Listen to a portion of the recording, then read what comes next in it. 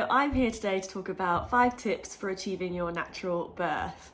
So with my second birth, I managed to achieve my Vbac at home, but today's tips are open and accessible for anyone just trying to achieve your natural birth, whether that be at home or in the hospital. The first tip is all about not rushing.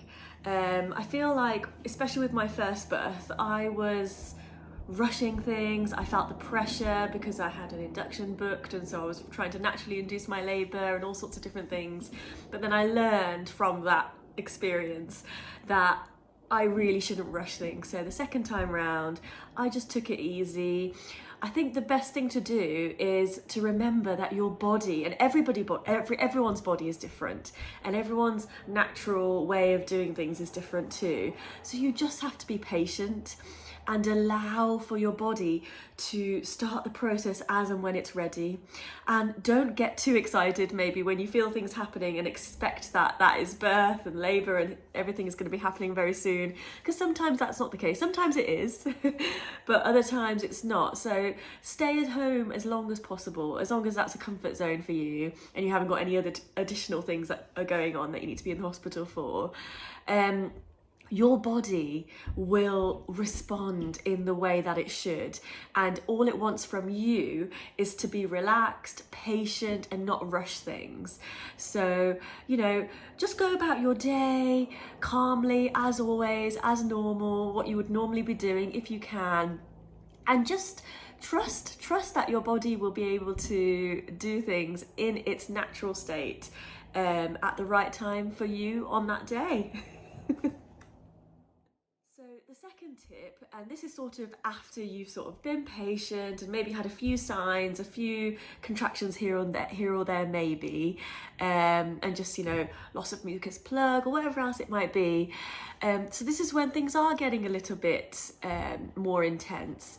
During the whole time that you're sort of in labour, in active labour, when your contractions are really regular now, please keep control of your breathing.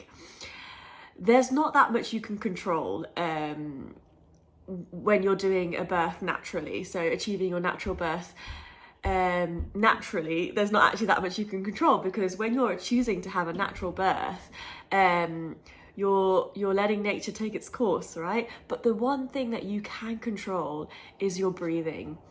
And I would really encourage you to, keep control of that breathing, because it will be your saviour, it will be your comfort. Because you can know that you're counting in 10 seconds out, and that's sort of about the length of the contraction, and then you've got maybe a minute or 2 or 3, depends on how far along you are, of a breather before the next contraction. And so having that, and if your birthing partner can help, if it helps you, they can count in the breathing and out. They can do a little countdown for you, or whatever works best for you. But honestly, there's different breathing techniques for when you're in your pushing stage. But whatever happens, control your breathing throughout the process. It will be really useful for you. It was my saviour for both of my births with my first child, because for a very long time I didn't have any pain relief or anything like that, and I was dealing with the contractions, even the ones that were induced by oxytocin, but unfortunately it still ended in a C-section for me. But the second time round I controlled my breathing the whole time, and it was a really beautiful natural home birth. One of the ways to prepare as well to have that breathing in control before the day of baby coming is to practice. So throughout your pregnancy, at least in the final trimester, the 3rd trimester, try to practice your breathing techniques and your breathing in and out, and it will really relax you. It's like a meditation. So I would really encourage you, practice your breathing as much as you can, ready for the day. The third tip I have is to relax.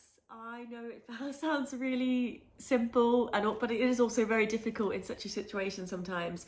to relax.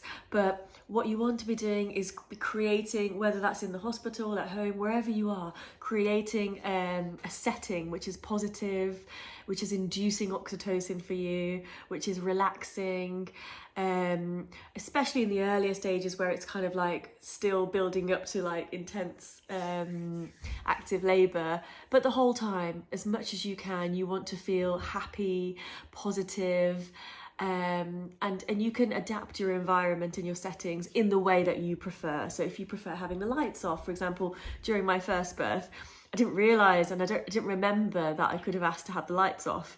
Although, because of all the experiences I had, I imagine it might have said no to me, because there were so many things that they said no to me in the hospital. But I could have asked, or at least tried to have the lights dimmed. Obviously at home the second time round I was able to do that. And it just helps because it draws the attention away from you a little bit and you feel less exposed.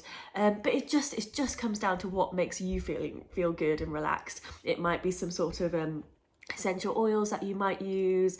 You might have candles or lights in the room or pictures, affirmations around. Anything that's going to encourage you to feel good. You might have some music playing, whatever it might be. You really want to induce that oxytocin in any way possible to keep things moving. You don't want to have any exposure to stress or overwhelming or overstimulation. You just want to feel as relaxed. You could even go to the toilet. Lots of babies are born soon after someone's been on the toilet or even on the toilet, because it's the most private place. It's a place where you feel probably most comfortable, the door's shut, you know, you're focusing on what you need to do there and there's no distractions, and it does help going to the toilet. So that actually does link to my tip number 4, which is move around if you can. I know sometimes, and it did happen to me, you can get sort of stuck in a position and you feel somewhat comfortable there and you don't feel like moving, but sometimes the best thing you can do to get your natural birth and to keep things moving is to move, actually, to either go to the toilet, to squat, to try a different position on your all fours, whatever it might be. Try and, like, if you can, regularly move and change position. If you can walk around, that's even better. But yeah, I'm very aware that, you know, at the time when you're like in a position, it's like, right, I can handle the intensity in this position here, because I was like that. It's not easy to get up and move. But yeah, use gravity though, if you can, or maybe have your birth partner know, like, oh, maybe if I do feel set in that position, just encourage me to try something new. It might help. And more often than not, it does. It just gets, I don't know if it just gets things wiggling and moving and around and helps, but using gravity is really ideal to get that natural birth. So the final tip is to educate yourself, and this would ideally be before you're going to go into labour or have your baby, and both you and your birthing partner find out what is actually happening in your body during the birthing and labour process, because that knowledge is really going to help you to connect to your body. I went to a beautiful session where this amazingly experienced midwife took us through a journey of birth. And I'm talking from the beginning, when your body is just, your cervix is just softening and getting ready to open and to allow the baby to come through the birth canal. Really getting to know what's happening. And then when it comes to the pushing stage as well, sort of what is going on at that point. You know, you can find educational sort of resources which give you images and a breakdown of what is happening during the birthing and labour process. And what's happening within your body, within each contraction or surge or whatever you want to describe it as. Knowing all those things, and your husband or partner or whoever's your birthing partner, boyfriend, whatever it is, you know, them also knowing about this, it just really helps for you to connect with your body, trust your body, and let that natural process commence. And yeah, those are my 5 tips for achieving your natural birth. They will really hopefully help with achieving a natural birth without pain relief. Not that that's something that you need to be aiming for, but if you are, the breathing especially really helps.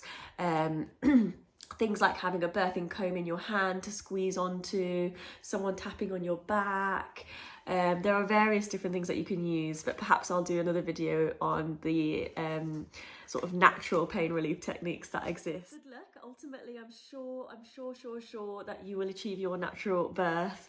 The most important thing is just to trust your body, to trust the natural process, and to relax as much as you can, to keep control of your breathing, to use gravity, move around as much as you can, and just be educated before you go into your labour and birth, because that knowledge is power, and it really does help you to feel empowered, knowing what's going on and feeling prepared for what's next, and having techniques in place to get through it as well. So yeah, good luck achieving your natural birth.